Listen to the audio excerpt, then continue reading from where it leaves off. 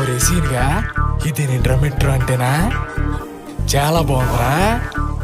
ఇవే కంగారు పడకే ఒక 2 సినిమాలు తీసేసి వచ్చి డబ్బులతోటి మన గోదావరి మీద కూడా మెట్రో స్టేషన్ కట్టేద్దాం.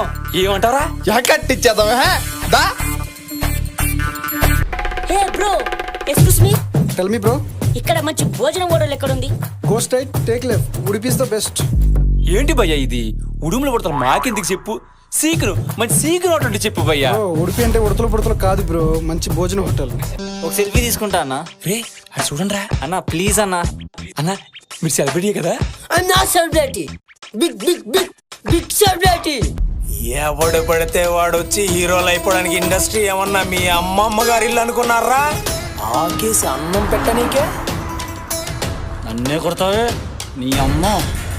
ఈ ఇండస్ట్రీ మాది.